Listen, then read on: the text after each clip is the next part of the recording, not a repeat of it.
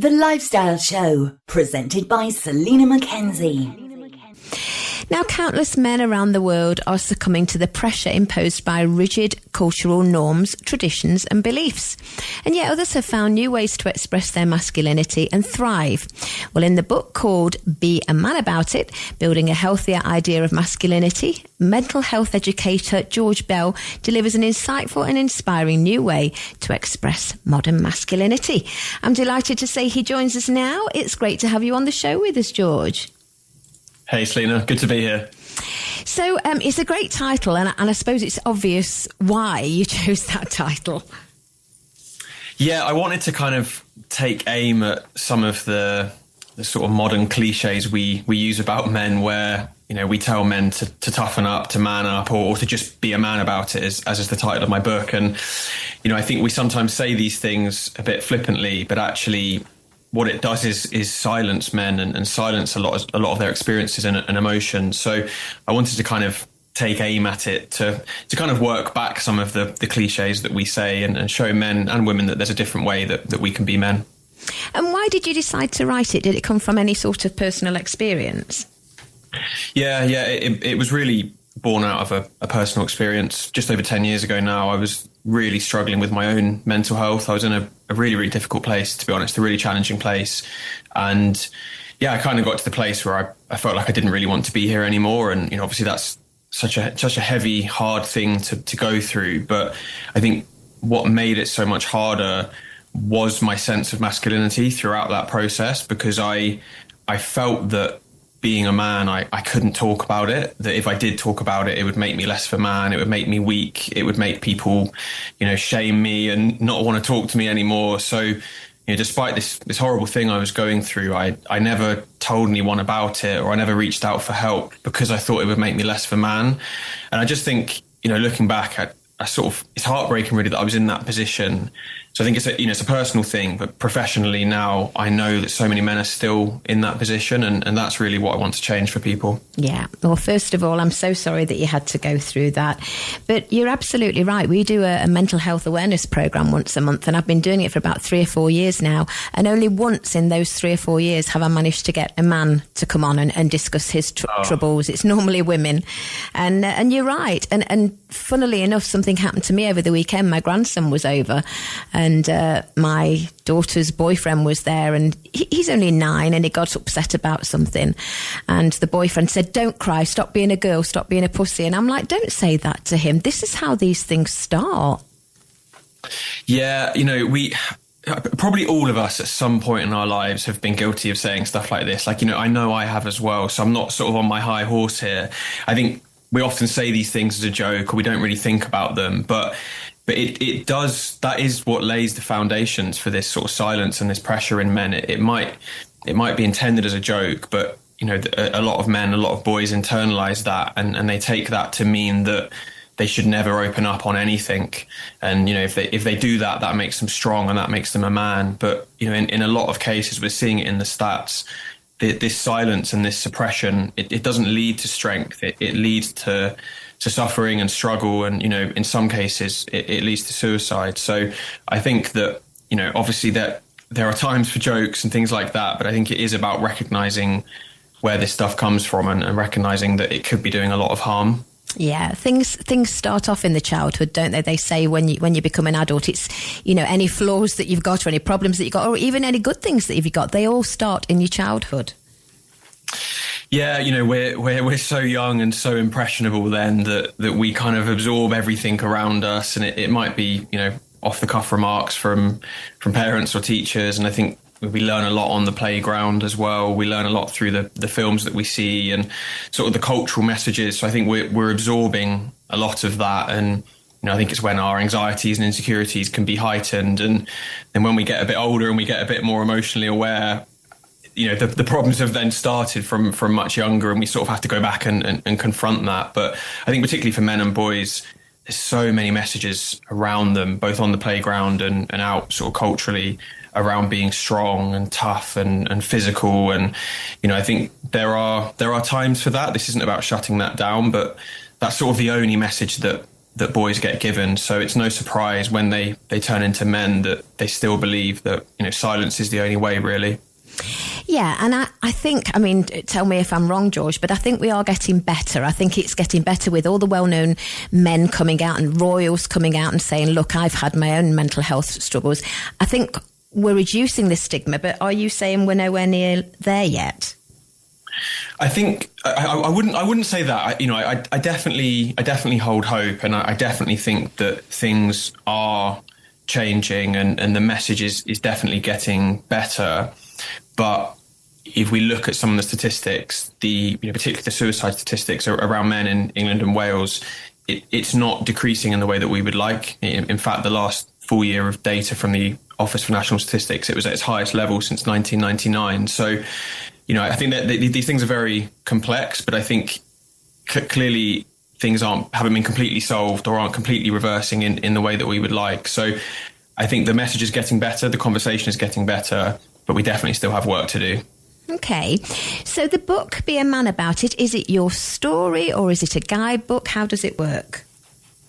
Yeah, it's more of a guidebook, really. So I've got my story and my opinions in there, but I've also got data and research, and then I've interviewed about 40 guests for the book as well. So a mix of experts, like professors and doctors, as well as people with lived experience stories. So I wanted to create a real blend that basically put forward the data, the research, as well as real stories as well. And I basically look at the pressures facing men in the modern world and the impact of some of that pressure. So where are we seeing that pressure come out into things like families and relationships and body image and mental health and money and all this kind of stuff.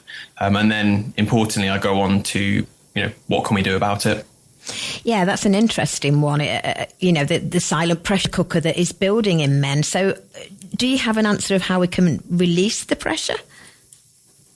Yeah, I think the first thing is to recognize that there is pressure there. I think maybe we've avoided the conversation around men for a long time, or I think men themselves feel that if they ignore something, then it will just go away. But I think it's recognizing that that's not how it works, and if we ignore our emotions, they do build up inside us. These experiences do build up inside us, and eventually that pressure has to go somewhere. I think if you look at a lot of the stats around men, life expectancy, health, mental health, homelessness, addiction, there's a lot of stats that aren't that pretty. And I think part of that is what we're seeing is this pressure coming out. So I think, recognize that the pressure is a thing and, it's something we have to release in healthy ways. And then I think, the way that we can start to do that, it's different for everyone. But I think one thing that everyone can do as a sort of foundation is firstly expand our definition of masculinity. I think we've made masculinity very narrow and rigid. It's all sort of around strength and emotional suppression. I think it's expanding the definition of that, recognizing there are times for resilience and toughness and grit, but also times for emotional vulnerability and compassion and empathy. Then I think we can expand our emotional awareness. So we've sort of demonized emotions in men and almost taught men that they don't have emotions, or if they can't cry. Then they're weak. Yeah, exactly. So I think it's recognizing that emotions are just a natural, normal human function. It's just a biological function. It's not sex specific; it's human specific. So recognize that every emotion is there for a reason, and we're able to work with them and voice them.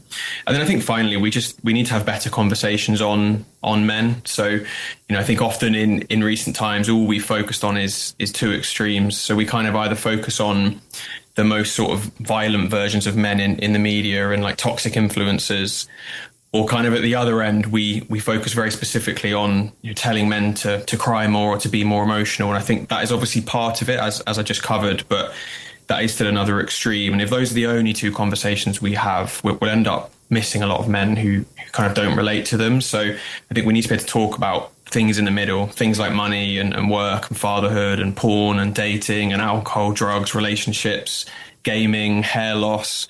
If we can talk about these things, we'll be having better conversations on masculinity and we'll draw a lot more men into the conversation. Yeah. And I think if the rest of us update our language as well, like you say, don't say be a man about it. Don't say stop being a girl. Just think before you say things. Yeah. I think that's always a good place to start with our language. And the first thing that comes to my mind when I think about a man suffering, I know there's lots and lots of different reasons, and I know that there's lots of women in the armed forces, but I do think about army veterans and PTSD. Do you cover that? Yeah, I've interviewed a few veterans in the book, anti-terrorism police officers, someone that was in the SAS. I think I deliberately wanted to interview military personnel and police personnel for the book, because I think they are often seen as like the ultimate sort of macho men that, just completely strong and almost completely emotionless. And I wanted to speak to them about their experiences. Some of them have been through some really, really difficult things. One in particular who had or is experiencing PTSD. And I wanted to know if that experience had maybe changed their definition of masculinity. And I think it was really interesting to see that, they'd gone into this line of work and, it was ultra masculine, but then the things that happened to them, they had to then almost redefine that relationship with masculinity and recognize that there was still time for that toughness, but they had to bring in a more emotionally vulnerable side. Otherwise, they were potentially headed down a difficult path. Yeah. And as you say, I mean, people like police or even any first responder, people are human at the end of the day, whether they're a doctor, a paramedic or anything, they're still human. Yeah, I think that's the main thing I just really want people to recognize is that, we are all humans. We all have emotions. We all go through things. We're all going to have difficult work experiences, or we're going to grieve. We're going to lose people. We're going to come up against stressful times. And I just want people to recognize that we're all humans and we have a right to feel the things that we do, and we can talk about these things. Doesn't make us less of a man, less of a woman. It just makes us human. Yeah, for sure. And somebody who really likes it is Stephen Fry. Wow. He said, for your book, an absolutely fascinating inquiry into the nature of masculinity, coming at a time when it's really needed. Hats off to George Bell. That's an accolade indeed, isn't it? Yeah, I don't think I've still quite come to terms with that. You've not come down. Quite brutal. Yeah, exactly. But yeah, it was obviously amazing getting that. And I think, having that seal of approval on this sort of conversation just shows how important it is and how needed it is. Yeah, and people like him that fully admit that they have their own issues can help as well, can't they? Yeah, I think, if we see people in the public eye, we see celebrities, we see people that we think have it all together, quote unquote, actually just share their real experiences. It shows us that we can do the same as well. Yeah, well done you. Well, if our listeners want to buy the book, it's out now and it's called Be a Man About It, Building a Healthier Idea of Masculinity. It's by George Bell, who we're chatting to now. And as I say, it's out now, came out in January. George, are you on social media or do you have a website if people want to find out more about you? Yeah, my website's georgebell.co, or I'm on LinkedIn, on Instagram. So yeah, very happy to connect with people and chat there. Great stuff. Well, it's been lovely chatting to you. Keep up the good work and you take care. Thank you so much for having me. I really appreciate it. My pleasure. Bye-bye. Have a good day.